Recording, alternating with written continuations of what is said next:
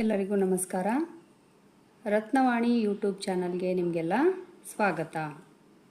ಇವತ್ತಿನ ಪ್ರಮುಖ ವಿಷಯ ಏನಪ್ಪ ಅಂದರೆ, ಪ್ರೊವಿಷನಲ್ ನೀವೆಲ್ಲರೂ ಕೌನ್ಸ್ಲಿಂಗಿಗೆ ಅಟೆಂಡ್ ಆಗೋದಕ್ಕೂ ಮೊದಲು ಒಂದು 10 ನಿಮಿಷ ಮೊದಲು ನೀವು ಈ ಒಂದು ಸಣ್ಣ ಕೆಲಸವನ್ನು ಮಾಡಿಕೊಂಡು ಇಟ್ಕೋಬೇಕಾಗುತ್ತೆ. ಏನಪ್ಪ ಆ ಕೆಲಸ ಅಂತಂದರೆ ನೋಡಿ, provisional vacancy for guest faculty selection 2026-27 ಅಂಥೇಳಿ ಇದೊಂದು ನೋಟಿಫಿಕೇಷನನ್ನು ಬಿಟ್ಟಿರ್ತಾರೆ.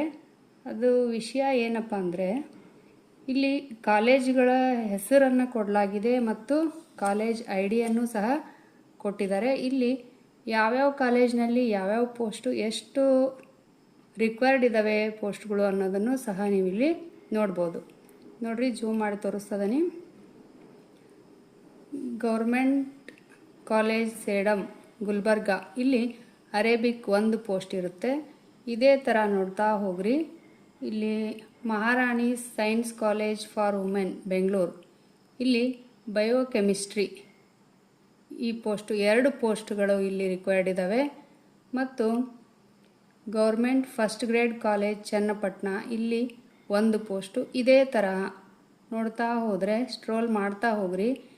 ನೀವು ಯಾವ ಸಬ್ಜೆಕ್ಟ್ನವ್ರು ಆಗಿರ್ತೀರೋ ಅಲ್ಲಿ ಯಾವ ಕಾಲೇಜ್ ನೀವು ಆಯ್ಕೆ ಮಾಡ್ಕೊಳ್ಬೇಕು ಅಂತ ಅಂದ್ಕೊಳ್ತೀರೋ ಆ ಕಾಲೇಜು ಜೊತೆಗೆ ಕಾಲೇಜ್ ಕೋಡನ್ನು ಸಹ ನೀವು ಬರೆದು ಮೊದಲೇ ಅದನ್ನು ಇಟ್ಕೋಬೇಕಾಗುತ್ತೆ. ಒಂದು 10 ನಿಮಿಷ ಮೊದಲು ನೀವು ಈ ಕೆಲಸವನ್ನು ಮಾಡಿದರೂ ಸಾಕು.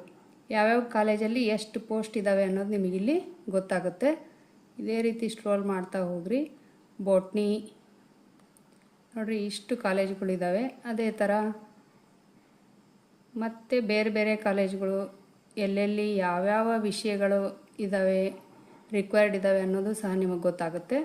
ಇಲ್ಲಿ ಕಾಲೇಜ್ ಕೋಡು, ಈ 2ನೇ ಕಾಲಮಲ್ಲಿರೋದು ಕಾಲೇಜ್ ಕೋಡು. ಇಲ್ಲಿ ಎಷ್ಟು ರಿಕ್ವೈರ್ಡ್ ಪೋಸ್ಟ್ ಇದ್ದಾವೆ ಅನ್ನೋದನ್ನು ನೀವು ನೋಡ್ಬೋದು. ನೋಡಿರಿ, ಬಾಟ್ನಿ ಇಷ್ಟೆಲ್ಲ ಕಾಲೇಜುಗಳಿದ್ದಾವೆ.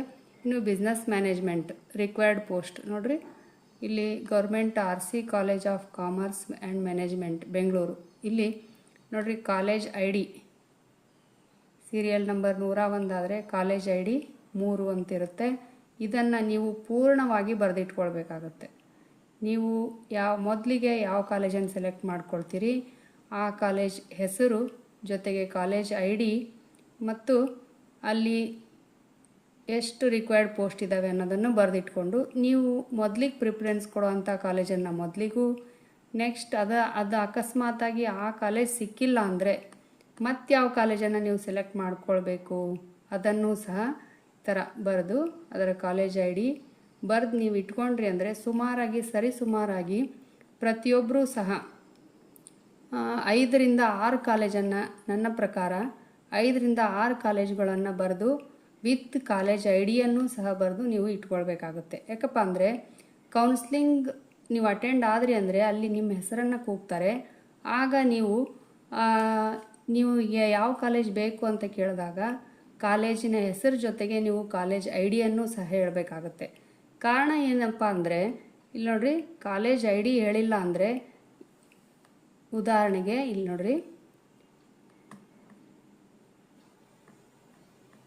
ಇಲ್ಲಿ Mangaluru government first grade college ಮಂಗಳೂರಲ್ಲೇ ಸುಮಾರು 2 ಕಾಲೇಜುಗಳಿದ್ದಾವೆ, ಹೌದಾ? ಇಲ್ಲಿ ಕಾಲೇಜ್ ಐ ಡಿ ಬೇರೆ ಬೇರೆ ಇರುತ್ತೆ. Government first grade college Mangaluru ಇದು 197 ಆಗಿರುತ್ತೆ college I D. Government first grade college for women Mangaluru ಇದು 198 ಆಗುತ್ತೆ. ಹಾಗಾಗಿ ನೀವು ಯಾವ ಕಾಲೇಜನ್ನು ಈ 2ರಲ್ಲಿ ಸೆಲೆಕ್ಟ್ ಮಾಡ್ಕೊಳ್ತೀರೋ ಆ ಕಾಲೇಜಿನ ಹೆಸರು ವಿತ್ ಐ ಡಿ ಬರೆದಿಟ್ಕೊಂಡ್ರಿ ಅಂದರೆ ಖಂಡಿತವಾಗ್ಲೂ ನೀವು ನಿಮ್ಮ ಕೌನ್ಸ್ಲಿಂಗ್ ಅಟೆಂಡ್ ಆದಾಗ ನೀವು ಬೇಗನೆ ಒಂದು ಕಾಲೇಜ್ ಸಿಕ್ಕಿಲ್ಲ ಅಂದರೆ ಮತ್ತೊಂದು ಕಾಲೇಜು, ಮತ್ತೊಂದಿಲ್ಲ ಅಂದರೆ ಇನ್ನೊಂದು ಕಾಲೇಜು, ಈ ರೀತಿಯಾಗಿ ವಿತ್ ಕಾಲೇಜ್ ಐ ಡಿಯನ್ನು ಸಹ ಹೇಳೋದ್ರಿಂದ ಕೌನ್ಸ್ಲಿಂಗ್ ಯಾವುದೇ ಗಡಿಬಿಡಿ ಇಲ್ಲದಂತೆ ನೀವು ಕೌನ್ಸ್ಲಿಂಗನ್ನು ಅಟೆಂಡ್ ಆಗ್ಬೋದು. ಮತ್ತು ಇಲ್ಲಿ ಟೆನ್ಷನ್ ಮಾಡ್ಕೊಳ್ಳೋ ಅಂಥ ವಿಷಯ ಏನೂ ಇಲ್ಲ. ಯಾಕಪ್ಪ ಅಂದರೆ ನೀವು ಅಕಸ್ಮಾತ್ ಬರೆದು ಇಟ್ಕೊಂಡಿಲ್ಲ ಅಂದರೆ ಸ್ವಲ್ಪ ನಿಮಗೆ ತೊಂದರೆ ಆಗುತ್ತೆ. ಯಾಕಂದರೆ ನಮಗೆ ಪ್ರತಿಯೊಬ್ಬರಿಗೂ ಸುಮಾರು ಒಂದು 5 ನಿಮಿಷ ಕೊಡ್ಬೋದು ಅವರು ಅಷ್ಟೇ. ಅದಕ್ಕಿಂತ ಜಾಸ್ತಿ ಸಮಯವನ್ನು ಸ್ಟೂಡೆಂಟ್ಗೆ ಪರ್ಸನಿಗೆ ಕೊಡಲ್ಲ. ಹಾಗಾಗಿ ಪ್ರತಿಯೊಬ್ಬರು ಒಂದು 5ರಿಂದ 6 ಕಾಲೇಜುಗಳ ಹೆಸರು ವಿತ್ ಐ ಡಿ ಬರೆದಿಟ್ಕೊಂಡ್ರಿ ಅಂದರೆ ಯಾವುದೇ ತೊಂದರೆ ಇಲ್ಲದೆ ನೀವು ಆರಾಮಾಗಿ ಒಂದು ಕಾಲೇಜ್ ಇಲ್ಲ ಅಂದರೆ ಮತ್ತೊಂದು ಕಾಲೇಜು, ಆ ಕಾಲೇಜು ಇಲ್ಲಪ್ಪ ನಿಮಗೆ ಅಂದಾಗ ಇನ್ನೊಂದು ಕಾಲೇಜು, ಈ ರೀತಿಯಾಗಿ 5 ಕಾಲೇಜಿಗೂ ಅಥವಾ 6 ಕಾಲೇಜನ್ನು ಬರೆದಿಟ್ಕೊಂಡ್ರೆ ನಿಮಗೆ ಕೌನ್ಸ್ಲಿಂಗ್ ತೊಂದರೆನೇ ಆಗಲ್ಲ. ನೀವು ಬಯಸಿದಂಥ ಕಾಲೇಜುಗಳ ಹೆಸರನ್ನು ನೀವು ಒಂದು ಕಡೆ ಬರೆದಿಟ್ಕೊಂಡಿರ್ತೀರಿ, ಅದರಲ್ಲೇ ಒಂದು ಕಾಲೇಜನ್ನು ನೀವು ಸೆಲೆಕ್ಟ್ ಮಾಡ್ಕೊಳ್ಳೋದ್ರಿಂದ ನಿಮಗೆ ಯಾವುದೇ ರೀತಿ ತೊಂದರೆ ಇಲ್ಲದೆ ಆರಾಮವಾಗಿ ನೀವು ಬಯಸಿದ ಕಾಲೇಜು ನಿಮಗೆ ಸಿಗುತ್ತೆ. ಅಕಸ್ಮಾತ್ ಬರೆದಿಟ್ಕೊಂಡಿಲ್ಲ ಅಂದರೆ ಏನಾಗುತ್ತಪ್ಪ ಅಂದರೆ ಅವರು ಹೇಳಿರೋ ಕಾಲೇಜನ್ನು ನೀವು ಆಯ್ಕೆ ಮಾಡ್ಕೊಳ್ಬೇಕಾಗುತ್ತೆ. ಹಾಗಾದಾಗ ನಿಮಗೆ ಪ್ರತಿ ದಿವಸ ಓಡಾಡೋಕ್ಕಾದರೂ ತೊಂದರೆ ಆಗ್ಬೋದು ಅಥವಾ ನಿಮ್ಮ ಪರ್ಸ್ನಲ್ ಪ್ರಾಬ್ಲಮ್ಮು ಸಹ ನಿಮಗೆ ಆಗ್ಬೋದು. ಹಾಗಾಗಿ ಇದೊಂದು ಸಣ್ಣ ವಿಚಾರವನ್ನು ನಾನು ನಿಮ್ಮೊಂದಿಗೆ ಹಂಚ್ಕೊಳ್ಳೋದಕ್ಕೆ ಇಷ್ಟಪಟ್ಟೆ.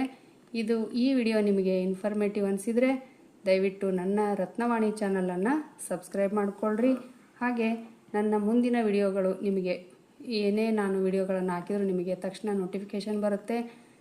ಈ ವಿಡಿಯೋ ನಿಮಗೆಲ್ಲ ಇಷ್ಟ ಆಗಿದೆ ಅಂತ ಅಂದ್ಕೊಳ್ತೀನಿ. ಮುಂದಿನ ವಿಡಿಯೋದಲ್ಲಿ ಮತ್ತೆ ಭೇಟಿಯಾಗೋಣ. ಧನ್ಯವಾದಗಳು.